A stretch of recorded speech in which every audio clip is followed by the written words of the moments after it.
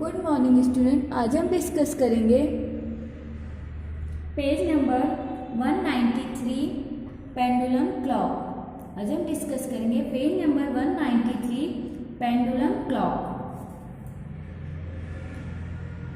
Italian astronomer Galilei discovered that a swimming pendulum takes a fixed time to complete one to and fro motion oscillation. You have already learned about the periodic motion of pendulum in class 6. A simple pendulum has a small metallic ball called bob suspended from a rigid stand by a thread. When the bob of the pendulum is at O, it is said to be in mean position. When the bob of the pendulum is displaced slightly and released, it begins to move to and fro. One oscillation of the pendulum is completed when the bob moves from position O to A, then from A to B, and then back B to O. The pendulum also completes one oscillation when the bob is moved from one extreme position A to other extreme position B and come back to position A. The time taken by the pendulum to complete one oscillation is called the time period.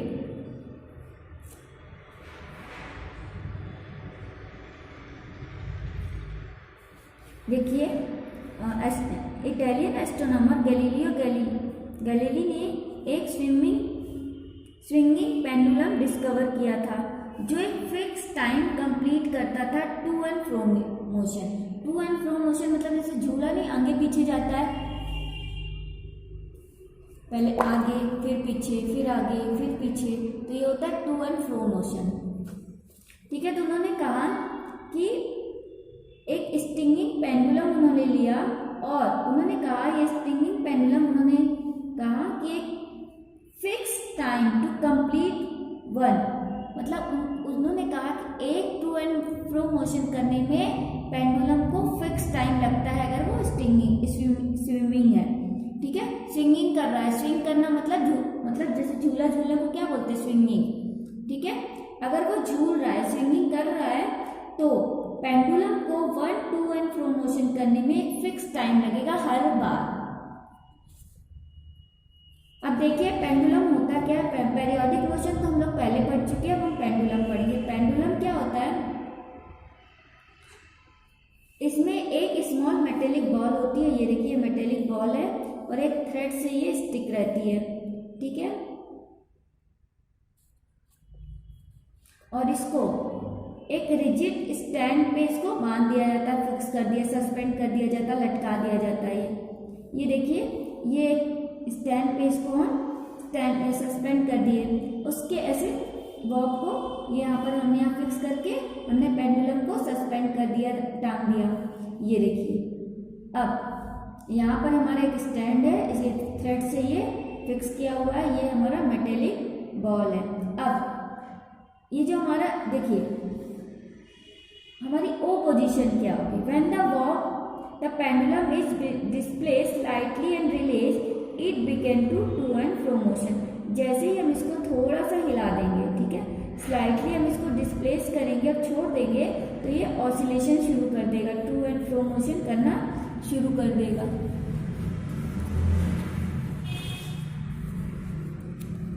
देखिए ये हमारा stand है, इसमें thread लगा हुआ है, ठीक है, और ये मेटेलिक बॉल है। ये हमारा स्टैंड है, ये थ्रेड है, ये मेटेलिक बॉल है। जैसे ही हम इसको स्लाइटली डिस्प्लेस करके इसको रिलीज कर देंगे तो ये क्या होगा? टू एंड फ्रो मोशन में मूव करने लगेगा।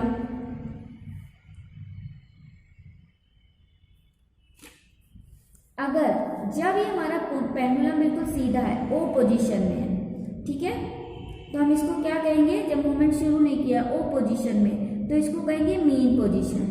ठीक, जैसे ही हमने इसको डिस्प्लेस किया तो ये क्या हो गया? स्लाइटली जैसे ही डिस्प्लेस किया और रिलीज कर दिया तो ये टू एंड फ्रो मोशन लेने लगा। तो जब उसको ओ से ए तक जाने में जितना टाइम लगता है और देन फिर ए से ओ तक आने में टाइम लगता है, उसके बाद फिर वो ओ से बी तक जाता है, फिर वो बी से ओ तक आता है। ठीक, तो पेंडुलम कंप्लीट करता है अपना पूरा एक वन ऑसिलेशन, मतलब ओ से ए तक गया, ए से ओ तक आया, फिर ओ से बी तक गया और बी से ओ तक आया। तो ये क्या कर लिया, अपना कंप्लीट कर लिया वन ऑसिलेशन। उसके बाद मतलब ए से बी तक और बी से यहाँ, ये देखिए one extreme position A to other extreme position B and come back to position ए।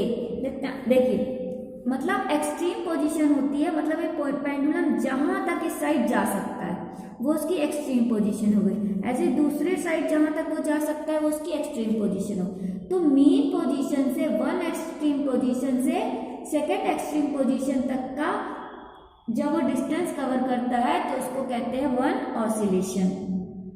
ठीक, और जितना टाइम वन ऑसिलेशन में लगता है उसको कहते हैं टाइम पीरियड। मतलब मीन पोजीशन से वन एक्सट्रीम पोजीशन से सेकेंड एक्सट्रीम पोजीशन तक जाने में उसको जितना टाइम लगता है उसको कहते हैं टाइम पीरियड। और जितना डिस्टेंस वो वन मीन पोजीशन से extreme position and extreme position से दूसरी एक्सट्रीम पोजीशन तक जाने में उसको जितना टाइम लगता है वो कहलाता है one oscillation, sorry time period. और जितना डिस्टेंस वो कवर करता है उसको कहते हैं वन ऑसिलेशन। मतलब ए पूरा क्या हो गया वन ऑसिलेशन, और इस ऑसिलेशन को कंप्लीट करने में जितना टाइम लगा उसको कह दिए हम time period. The pendulum clock was invented by Christian Huygens in 1756। Pendulum clock invent की थी क्रिश्चियन हिगेंस ने 1756 में। अब हम करते हैं activity 12.3। To make a simple pendulum and found out its time period. हम एक सिंपल पेंडुलम मेक करेंगे और उसका टाइम पीरियड फाइंड करेंगे। Make a simple pendulum as shown in the figure given alongside by hanging a weight such as a log or stone from a string. The other side of the string should be attached for a rigid support such as a hook. Let the pendulum come to rest, that is in mean position. Now displace the log to the right or left and release it. Count the number of the oscillation and note the time taken by the pendulum to complete them with the help of stopwatch. Note your observation in table given below. Time period of a simple pendulum. हम 3 देखेंगे। देखिए हमने क्या किया, एक hook में एक thread लिया, थ्रेड फिक्स किया, ठीक है।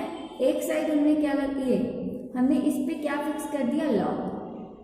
ठीक, हमने इसमें एक वेट हैंग कर दिया इस हुक में, थ्रेड से, स्ट्रिंग से, किसी से भी, तार से, थ्रेड से, ठीक है।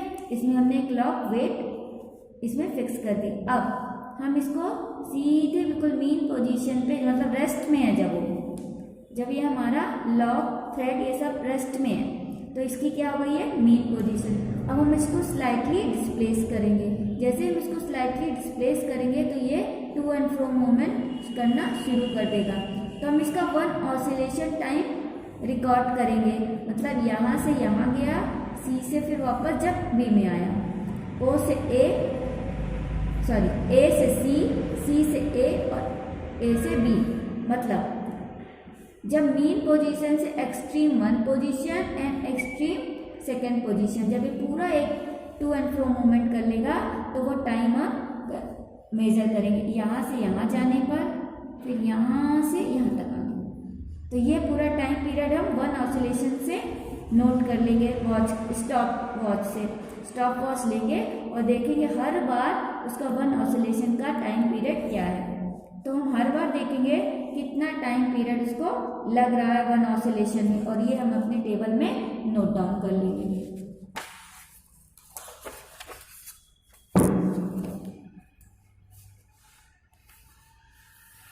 The pendulum in a pendulum clock swing continuously under the influence of a wound-up spring and control the action of its hand. In a mechanical wristwatch, however, It has a balance wheel which serve the same purpose as the pendulum and control the movement of its hand. Stop clock and stopwatch are used in laboratory and sports to measure short interval of time accurately. They can be started and stopped at any time at will. They are actually the improved form of wristwatch and measure time up to 1/10th of a second. Nowadays, most clock and watch have electric current with one or more cells and are called digital or quartz clock or watches. Digital clock and watches use vibration of a quartz crystal and measure time much more accurately compared to the earlier variety.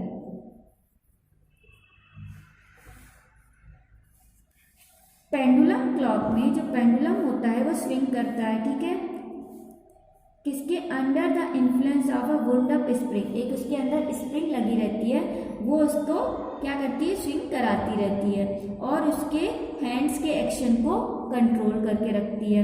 अंदर उसके pendulum clock के अंदर एक spring होती है जो pendulum को to and fro motion में मूव कराती रहती है और उसके हैंड के जो पेंडुलम क्लॉक का हैंड्स होते हैं, घड़ी के जो हैंड समझते हैं ना, कांटे, जो पेंडुलम क्लॉक के हैंड्स होते हैं उसको कंट्रोल करके रखती है। मैकेनिकल रिस्ट वॉच में पेंडुलम नहीं होता बल्कि उसमें एक बैलेंस व्हील होता है जो सेम टू सेम वही काम करता है जो हमारा same purpose as the pendulum. हमारी बैलेंस व्हील सेम पेंडुलम जैसे ही काम करती है एंड जो रिस्ट वॉच के हैंड्स होते हैं उनके मूवमेंट को कंट्रोल करती है। ये देखिए, ये हमारी रिस्ट वॉच है, इसमें क्या होता है, एक बैलेंस व्हील होता है। व्हील से क्या होता है, ये वॉच के हैंड्स है इनको कंट्रोल करके रखता है और पेंडुलम वॉच में स्प्रिंग कंट्रोल करके रखती है। Stop clock and stop watch ये लैब में यूज की जाती है एंड स्पोर्ट्स में शॉर्ट इंटरवल को मेजर करने के लिए एक्यूरेट, मतलब एक्यूरेट टाइम एक शॉर्ट इंटरवल में कितना हो गया। जैसे स्टॉप वॉच हमने ऑन कर दी स्टॉप वॉच और उसके बाद हम कोई मान लो रेस चल रही है, उसने रेस देखा, जब हमने जैसे ही रेस शुरू हुई हमने स्टॉप वॉच को शुरू कर दिया, ऑन कर दिया, जैसे ही रेस खत्म हुई हमने स्टॉप वॉच को ऑफ कर दिया, तो वो पूरा टाइम उनको पता चल गया कि उसने वो रेस कितने टाइम पे कंप्लीट की। ठीक, तो स्टॉप ऐसे ही लैब में हमको कोई एक्सपेरिमेंट